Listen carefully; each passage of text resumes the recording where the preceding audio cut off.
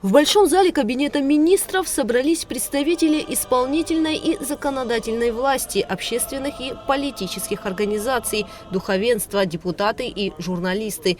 Мероприятие началось с исполнения государственного гимна и минуты молчания в память об участниках мартовского наступления. Форум «Диалог. Развитие. Согласие» стал уникальной площадкой для обсуждения актуальных вопросов, собрав представителей всех трех ветвей власти. Инициатором мероприятия выступила Общественная палата, которая нацелена на реализацию курса, направленного на процветание Абхазии. Перед гражданским форумом были проведены круглые столы на животрепещущие темы, касающиеся реформы политической системы, демографии и здравоохранения, репатриации, развития сел. Все они дали положительный результат и готовность к переменам, отметила, открывая форум, секретарь Общественной палаты Гули Кичва. Проведенные дискуссии показали главное. Наше общество готово к преобразованиям. И эти перемены должны происходить в атмосфере взаимного уважения, диалога и законности. Данный форум – это уникальная площадка, где за одним столом собрались представители трех ветвей власти – местного самоуправления и гражданского общества. Мы здесь не для того, чтобы спорить ради споров. Мы здесь для того, чтобы сверить часы и выработать общую позицию. Итогом нашей работы стали предложения, которые вошли в проект резолюции, выработанный по итогам различных мероприятий с участием гражданского общества, представителей власти, которые проводила Общественная палата 6-го созыва в течение этих 3 лет, в том числе и широкого обсуждения путей выхода из хронических общественно-политических кризисов. Это будет наш общий вклад в реализацию курса, направленного на процветание нашей любимой республики Абхазия. Убеждена, что только вместе, через постоянный диалог и консолидацию мы сможем построить сильное, социально ориентированное государство, где будут созданы достойные условия для жизни в каждом городе и в каждом селе. В работе гражданского форума принял участие глава государства. В своем выступлении он поблагодарил членов Общественной палаты за плодотворную работу и дал высокую оценку работе 6-го созыва. В конце прошлого года на нашей встрече Гуля Михайловна Кичва и другие члены Общественной палаты рассказали о планах провести гражданский форум, посвященный обсуждению важнейших вопросов развития государства. С большим интересом отнесся к этой инициативе. Сегодня мы подводим итоги работы Общественной палаты 6-го созыва, срок полномочий, который подходит к завершению. Хочу дать высокую оценку деятельности ее членов. За годы своей работы Общественная палата не раз становилась площадкой для открытого и честного диалога между властью и различными политическими и общественными силами. Именно здесь обсуждались важные вопросы, затрагивающие интересы общества и напрямую влияющие на стабильность и развитие страны. Это важная и ответственная миссия, и члены 6-го созыва достойно ее выполнили. Здесь я должен с сожалением отметить один момент. В следующий состав Общественной палаты не войдет один из опытнейших государственных и общественных деятелей, внесший неоценимый вклад в становление современного абхазского государства – Сократ Рачевич Джинджоли. Пользуясь случаем, в присутствии всех участников форума, хочу поблагодарить уважаемого Сократа Рачевича за многолетнее служение своему народу. Вся жизнь – это пример бескорыстного служения Родине. Спасибо вам за все, что вы сделали. При этом хочу подчеркнуть, Сократ Рачевич, не надейтесь, что мы оставим вас в покое. К вашему бесценному опыту и государственной мудрости мы непременно будем еще раз возвращаться. Президент подчеркнул, что внимательно следил за подготовкой к форуму, а также ознакомился со всеми представленными материалами. Исходя из этого, глава государства отметил высокий уровень обсуждения и заинтересованность участников в поиске взвешенных решений. Бадра Гумба выступил за открытый диалог со всеми политическими силами. Неоднократно подчеркивал, что выступая за открытый диалог со всеми политическими силами, мы должны встречаться, обмениваться мнением, обсуждать проблемы и искать решения. Но этот диалог должен быть конструктивным, предметным и направленным на достижение конкретных результатов. Убежден в том, что организации таких встреч Общественная палата может и должна играть важную роль. Она уже не раз выполняла эту миссию с достоинством, становясь площадкой для честного и откровенного общественного разговора. В ближайшее время завершится процесс формирования 7-го созыва Общественной палаты. Новый состав будет формироваться по обновленным принципам. В него не будут входить представители политических партий. Считаю такой подход правильным. Общественная палата должна стремиться быть равноудаленной от всех политических противостояний и становиться прежде всего мостом между обществом и властью. Со своей стороны хочу подчеркнуть, руководство страны открыто к сотрудничеству с Общественной палатой и гражданским обществом в целом. Мы готовы внимательно рассматривать предложения, инициативы и рекомендации, направленные на укрепление государства и повышение благосостояния наших граждан. Еще раз благодарю членов Общественной палаты 6-го созыва за проделанную работу и позвольте выразить глубокое уважение персонально каждому члену Общественной палаты.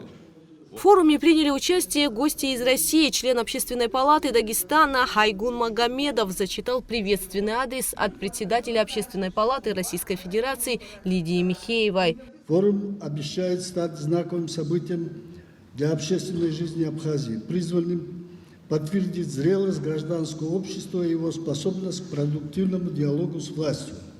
Основные темы форума свидетельствуют о глубоком понимании организаторами наиболее актуальных вызовов, стоящих сегодня перед обществом, и о стремлении найти от них взвешенные решения.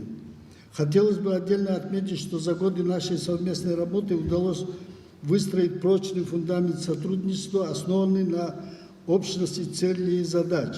Искренне верю и надеюсь на основе дружбы и совместной работы, которые мы закладывали на протяжении всех этих лет. И это послужит надежной опорой для будущих поколений, а наше общее дело, защита интересов граждан, будет и впредь объединять нас. Желаю всем участникам форума плодотворной работы, содержательных дискуссий, мудрых, выверенных решений, успешной реализации всех намеченных планов.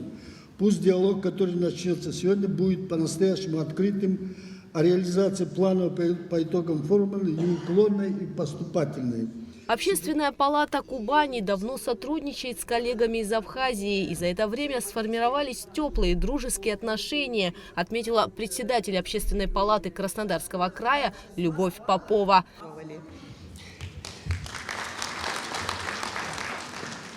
Очень рады действительно возможности работать сегодня, работать завтра и послезавтра здесь, на земле Абхазии. И в начале декабря 2025 года у нас прошло также расширенное заседание Общественной палаты Кубани с участием губернатора Краснодарского края Вениамина Кондратьева, председателя законодательного собрания Краснодарского края Юрия Бурлачка. И на этом форуме, на нашем и на пленарном заседании участвовали и присутствовали члены Общественной палаты Республики Абхазия.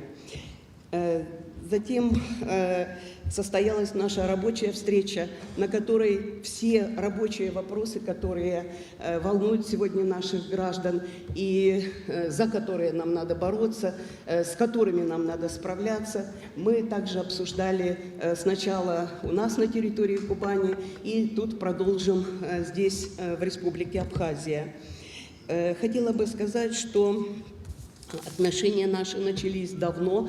В 2018 году мы начинали здесь работать с Общественной палатой и подписали соглашение о сотрудничестве и работали по этому соглашению в области общественного контроля, общественной дипломатии, в области просвещения граждан и в области продвижения национальных проектов республик. И сейчас мы... Член Общественной палаты Сократ Джинджолия подчеркнул важность постоянного диалога между властью и обществом для построения гармоничного государства. Он отметил необходимость поддержки гражданского общества и его вовлечения в решение ключевых задач. При этом Джинджолия указал на отсутствие механизмов легальной политической конкуренции. Партии не могут полноценно выполнять функции разработки программ, подготовки кадров и цивилизованной борьбы за власть через выборы и дебаты.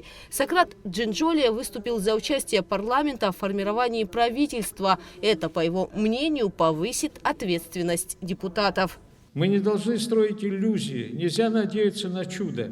Мы никогда не достигнем поставленных целей, и все наши красивые реформы превратятся в пустой разговор и останутся лишь на бумаге, если не покончим со всем тем, что тормозит наше движение вперед.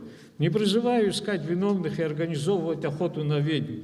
Мы все, каждый из нас, в какой-то мере несет за это ответственность, и долг каждого из нас осознать степень опасности сложившейся ситуации и сделать соответствующие выводы. В одном ряду со всем тем, о чем я говорил выше, стоит и вопрос ответственности власти. У нас привыкли вину за все неудачи сваливать на власть. Тем более, что при нынешних возможностях коммуникации убедить людей в неопровержимости доводов вины власти совсем нетрудно. Перед властью стоит множество сложнейших задач, но среди них есть одна особенная, интегративная, иначе говоря, сплочение, консолидация групп и слоев населения. Очень важно для власти взаимодействие с общественным мнением. В последнее время мы видим подвижки в этом вопросе, необходимо совершенствовать этот процесс. Девиз нашего форума – диалог, согласие, развитие. Эти три понятия неразрывно связаны. Без диалога нет согласия, без согласия невозможно развитие. Власти необходимо всемирно развивать живую обратную связь с обществом. Только путем постоянного диалога власти и общества можно построить гармоничное государство. Необходимо поддерживать гражданское общество, вовлекать его в обсуждение наиболее актуальных общегосударственных задач с целью их решения. Согласие в обществе – это способность граждан и социальных групп находить баланс интересов, основанный на доверии.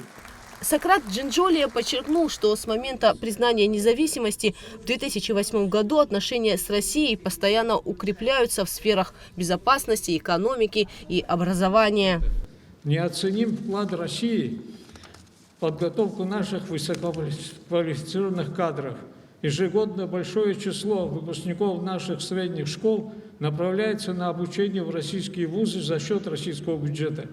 В последнее время Россия активно помогает нам в выявлении и повышении квалификации молодежи, способной прийти на смену старшему поколению, стать не только твердой опорой власти сегодня, но и самим возглавить страну завтра. Способствует повышению активности и распространению на нашу молодежь возможности участия в конкурсах на получение российских президентских грантов. Проводится большая работа по патриотическому и духовно-нравственному воспитанию молодежи.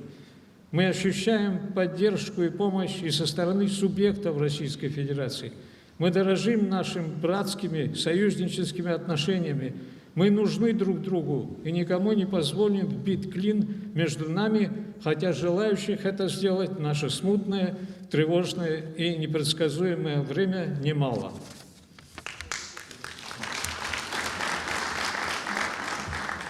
Одна из самых острых и обсуждаемых тем – реформа политической системы. Член Общественной палаты, юрист Тамас Кецба отметил, что политический кризис в Абхазии обусловлен архаичностью системы. Для выхода из ситуации он предлагает законодательно запретить ремонтно-строительные работы перед выборами и провести глубокую реформу партийно-политической сферы. Вообще, я думаю, что давно пора законодательно запретить все ремонтно-строительные работы как минимум за 3 месяца до выборов, кроме аварийных.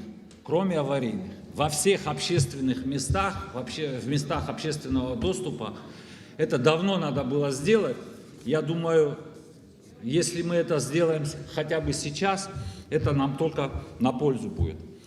Еще говоря о кризисе, я хочу обозначить некие контуры кризиса и сделать кое-какие обобщения. Весь политический процесс протекает в условиях, не соответствующих современным реалиям, современным вызовам, стоящих перед обществом и государством. Эти условия можно охарактеризовать как архаичные. То есть политический процесс в Абхазии происходит в условиях, когда закон действует избирательно, когда во время избирательных кампаний происходят массовые нарушения и отсутствует адекватная реакция со стороны государства, когда отсутствует конструктивный диалог между властью и оппозицией. И третье, дефектность или ущербность политического процесса предопределена низким качеством политической элиты страны и может быть преодолена только путем реформирования партийно-политической системы. Это наше глубочайшее убеждение. И опять хочу вернуться к концепции. Общественная палата подготовила свои предложения, как я уже сказал, назвала это концепцией конституционно-правовой реформы, и всем, кто проявил интерес, мы максимально постарались предоставить возможность ознакомиться с этим документом. Хочу повторить свою же собственную мысль, которую я высказал на круглом столе, посвященном вот этим вопросам. Мы не претендуем на то, что это истина в последней инстанции. Мы представили свое видение. На круглом столе я специально отметил то обстоятельство, что сразу после политического кризиса в рамках парламента, в стенах парламента тоже была создана рабочая группа, и спустя некоторое время тоже был создан документ, компромиссный документ, но тем не менее он был сформирован. Очень интересна судьба этого документа. Никакого движения, насколько мы знаем, с этим не происходит. Я считаю, что мы обязательно должны услышать, какое решение по этому документу принял парламент, который сам создал эту рабочую группу. Члены Общественной палаты Раста Гумава и Дауд Агырба поделились своим мнением о политических событиях, происходящих в стране сегодня. Вольные общественные постулаты, закрепившиеся в обществе, в котором не осталось места для справедливых и понятных правил для каждого гражданина без исключения, привели нас к глубоким противоречиям, разногласиям и конфликтам, к острым общественно-политическим кризисам, к череде насильственной смены власти, что неизбежно стало расшатывать основы государственного строя изнутри. Этот путь ведет в никуда. Это курс на саморазрушение. И все это стало возможным в том числе и во многом вследствие действующей модели государственного управления. Как я отметил в самом начале своего выступления, ключевым элементом хронического кризиса в Абхазии является нынешняя архитектура государственной власти, которая, как показало время, уже давно не отвечает текущим историческим реалиям. Следует напомнить, что основной закон нашей страны в свое время принимался с учетом крайне непростых сложившихся в начале 90-х годов обстоятельств, когда наша республика переживала один из самых драматичных периодов в истории в условиях распада Советского Союза и окончания Отечественной войны народа Абхазии 92-93 годов, определивших как итог новую политико-правовую реальность. Данный факт побудил Верховный Совет Абхазии начать процесс разработки и принятия Конституции, основанной на современных демократических принципах. Руководству Абхазии пришлось в кратчайшие сроки реформировать всю систему государственной власти и управления, сформировать такую государственно-правовую модель, которая была бы способна в тот период ответить на стоящие перед республикой вызовы. Быть может, что принятая тогда модель государственного управления, с учетом, повторюсь, крайне непростых обстоятельств, в которых оказалось наше государство, было правильным решением. Однако, как показала жизнь и практика, она довольно скоро стала давать сбой, приведя нас со временем к тяжелому внутреннему противостоянию, зачастую выходящему за рамки правового поля. Стало очевидным, что без устойчивой политической системы решать задачи государственного строительства оказалось крайне непросто. Безусловно, состояние села – это индикатор здоровья народа. Именно здесь формируется отношение к земле, к труду, к традициям. Именно здесь мы сегодня фиксируем серьезные проблемы. Отток населения, особенно молодежи, стагнацию экономику, потерю инициативы на местах. В ходе обсуждения, широкого обсуждения, я хочу подчеркнуть, мы выделили 5 ключевых проблемных блоков. Это отсутствие действенных механизмов поддержки молодых специалистов. Молодые люди не видят перспектив на селе и уезжают. Нерешенные земельные и имущественные вопросы в восточной части республики, это Ткачальский, Гальский, Очимчирский районы, которые не способствуют развитию и заинтересованности оставаться в селе. Бюджетная система, лишающая сельские администрации финансовой самостоятельности и, как следствие, желание проявлять инициативу. Неэффективная система управления, построенная на прямом бюджетном финансировании, а не на соучастии жителей в развитии своих сел. И, как следствие, общая стагнация сельских территорий. Что мы предлагаем? Ответом на эти вызовы стал пакет из 8 конкретных рекомендаций в адрес органов государственной власти и местного самоуправления. Позвольте остановиться на главных. Первое – это бюджетная децентрализация. Мы считаем необходимым рассмотреть вопрос модернизации бюджетной системы, республиканский, местный, сельский. Сельский уровень должен получить законодательно закрепленные собственные доходные источники, например, часть налоговых поступлений. Только тогда у сельских депутатов и администрации появится реальная ответственность и возможность влиять на жизнь своих сел. При этом считаем внедрение единого централизованного счета одним из эффективных способов контроля и принятия оперативных решений центром в особо значимых государственных вопросах. Система выравнивания доходов позволяет и далее поддерживать экономически слаборазвитые села. Второе. Экономическая диверсификация. Нужно стимулировать администрации к наращиванию налогооблагаемой базы не только за счет сельского хозяйства, но и через развитие этнотуризма, экотуризма и народных промыслов. Это создаст новые рабочие места и сделает село привлекательным для жизни. Третье. Решение вопросов имущественного характера и прав собственности в Ткачальском, Очимчирском и Гальском районах является необходимым условием для сохранения сел и предотвращения оттока населения, как я сказал выше, другими словами, уберечь их от опустошения. Необходимо также провести систематизацию земельного фонда, перейти от записи в земельно-шнуровых книгах к созданию единого электронного реестра земли и права пользования, что прежде всего позволит коренным образом улучшить ситуацию со сбором налога на землю. Четвертое. Инициативное бюджетирование. Ключевой инструмент. Мы предлагаем внедрить практику, когда жители сами определяют приоритеты расходования бюджетных средств на конкурсной основе и принимают участие в этих проектах в размере 5-8% от общего бюджета. Например, строительство клуба, спортивной секции и так далее. Это не просто сбор денег, это механизм пробуждения гражданской активности и общественного контроля. Люди начинают беречь то, что создали своим участием. Для этого предлагается внести соответствующие изменения в законодательство Республики Абхазия. Следующее выступление касалось демографии. Заместитель секретаря Общественной палаты Изольда Хакба рассказала о критически низком коэффициенте рождаемости и отметила, что сегодня демография – это основной вопрос в государственном строительстве.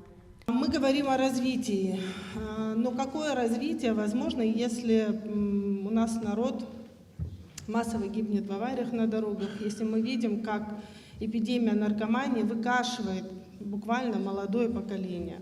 А это наше будущее, наш трудовой и интеллектуальный потенциал.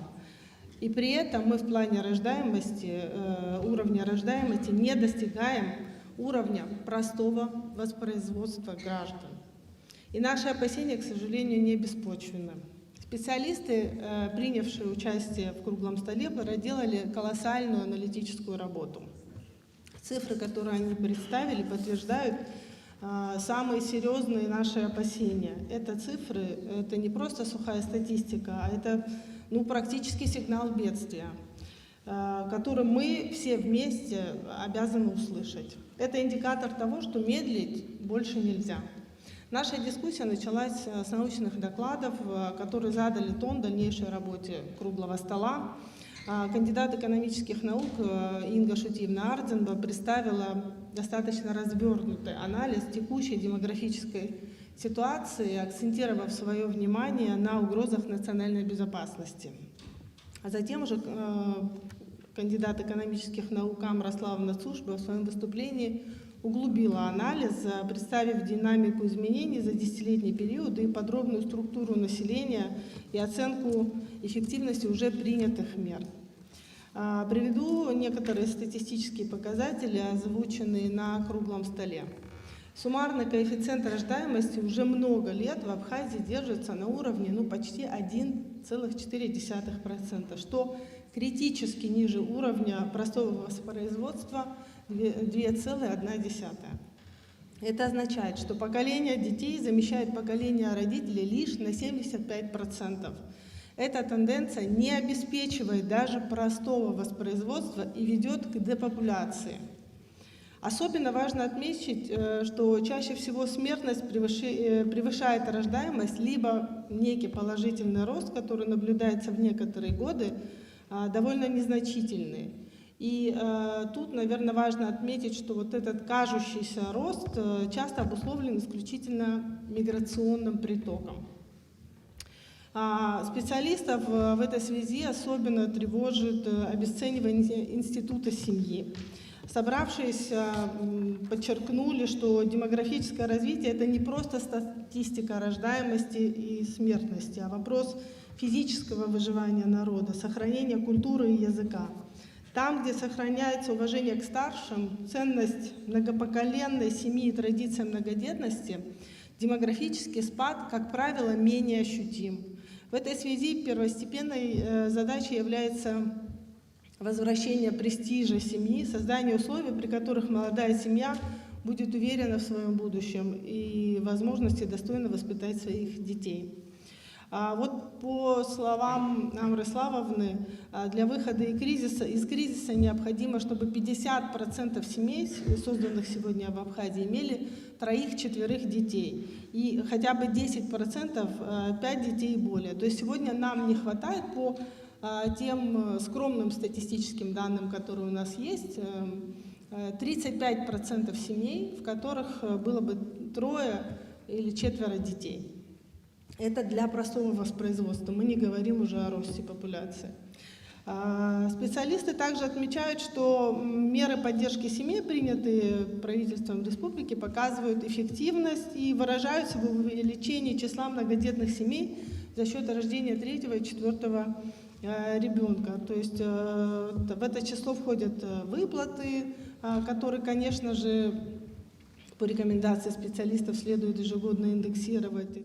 В завершении встречи была принята резолюция. Она поделена на 4 раздела: демографическое развитие, сохранение народа, репатриация и работа с диаспорой, развитие сельских территорий, реформа политической системы. Основываясь на принципах сохранения абхазской государственности, культурной идентичности, необходимости улучшения качества жизни граждан и учета мнений институтов гражданского общества, Гражданский форум рекомендует раздел 1 «Демографическое развитие и сохранение народа» разработать и утвердить национальную программу демографического развития на период до 2036 года, включив в нее проекты стимулирования рождаемости, обеспечения жильем многодетных семей, «Молодая семья Абхазии» с льготным кредитованием строительства и приобретения жилья, включить в нее государственную программу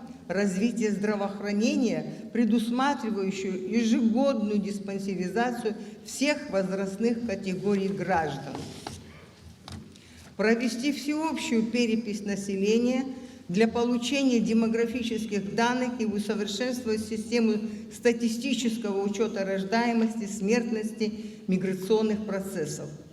Внести поправки в законодательство, позволяющие этническим абхазам, проживающим в Ачамчирском, Творчальском, Галском районах, имеющим иностранное гражданство, восстановить свою этническую принадлежность, национальность и исконно абхазскую фамилию. Создать автономный реабилитационный центр для наркозависимых и внедрить программы постреабилитационного сопровождения, социального патронажа, поддержать на межведомственном уровне сообщества, содействующие реабилитации и ресоциализации данной категории людей. Раздел 2. Репатриация и работа с диаспорой. Разработать государственную программу по репатриации. Мы рекомендуем провести исследование экономического и инвестиционного потенциала Абхазии и ее диаспоры, анализ опыта и мнения репатриантов, представителей диаспоры о процессе репатриации, провести информационную работу с диаспорой через представительства и общественные организации для выявления и подготовки потенциальных репатриантов как по месту их проживания, так и после переезда в Абхазию, обеспечить курсами обучения языку, сориентировать по возможностям трудоустройства, модернизировать образовательную программу для студентов из диаспоры, начальным этапом которой должна стать агитационная работа в диаспоре, подготовительная языковая программа и адаптационная программа в Абхазии с конечной целью завершения обучения в АГУ. Создать резервный фонд жилья, земельных участков, условий для перехода от коллективного расселения к индивидуально ориентированной поддержке при получении жилья с учетом профессионального опыта, материальных возможностей и состава семей репатриантов. Определить срок, по истечению которого репатрианты смогут вступить в права собственности. Изменить статус Государственного комитета Республики Абхазия по репатриации и создать Министерство по репатриации и демографии с наделением министра полномочиями вице-премьера Республики Абхазия. Ввести порядок подачи заявлений онлайн и первичных документов для упрощения получения паспорта и замены паспорта для репатриантов. Упростить процедуру получения гражданства для супругов и детей репатриантов. Включить в аппарат Государственного комитета Республики Абхазия по репатриации и комиссии по вопросам гражданства при президенте Республики Абхазия представителей диаспоры. Изучить возможности организации прямого пассажирского морского сообщения, это изучить возможности с Турецкой Республикой для установления более тесных связей с диаспорой. Учредить ежегодный всеабхазский форум по проблемам демографии и репатриации как постоянно действующую площадку для диалога власти, бизнеса, средств массовой информации и общественности.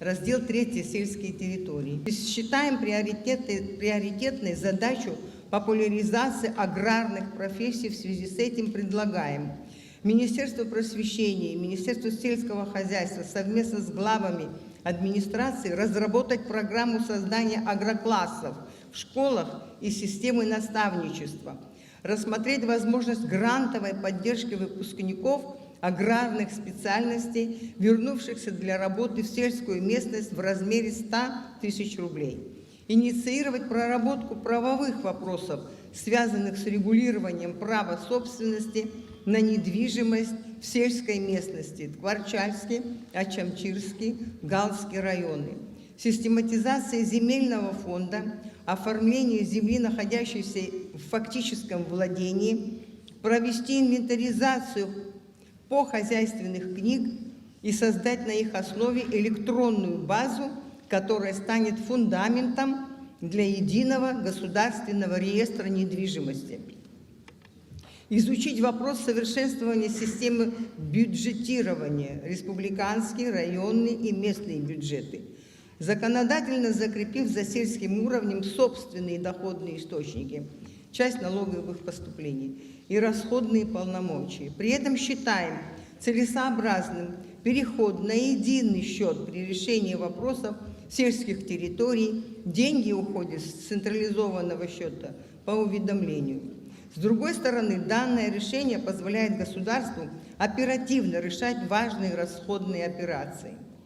Разработать механизмы стимулирования сельских администраций к наращиванию налогооблагаемой базы за счет развития аграрного сектора, этнотуризма, экотуризма и народных промыслов. Внедрить практику инициативного бюджетирования на селе с софинансированием проектов со стороны жителей в размере 5-8%, как инструмент повышения гражданской активности и общественного контроля. Апробировать механизмы инициативного бюджетирования в рамках программы «Год села», направив выделенные президентом средства 1 миллион рублей на село, на пилотные проекты, выбираемые непосредственно местными жителями. Провести общее собрание сельских депутатов для апробации предложенных механизмов и выработки единой стратегии действий на местах. Раздел 4. Реформа политической системы. Представленные в настоящей резолюции предложения следует рассматривать как первый шаг в процессе реформирования и совершенствования политико-правовой системы и системы государственного управления Республики Абхазия. Инициировать изменения в Конституцию Республики Абхазия, направленные на расширение участия парламента в формировании правительства Республики Абхазия. Разработать и принять новый закон о политических партиях, соответствующий современным вызовам и обеспечивающий развитие многопартийности. Инициировать принятие закона о переходе на пропорционально-мажоритарную избирательную систему действующим созывом Народного собрания парламента Республики Абхазия. В заключение, признавая необходимость комплексного подхода к развитию страны, увязывающего в единую стратегию вопросы демографии, экономики, социальной сферы, инфраструктуры, сохранения историко-культурного наследия и совершенствования политической системы, Общественная палата готова принять активное участие в работе по реализации указанных предложений. Резолюция будет направлена президенту Бадри Гунба и спикеру парламента Лаше Ашуба. Гугут Савардания, Ахрамичба, Абхазское телевидение.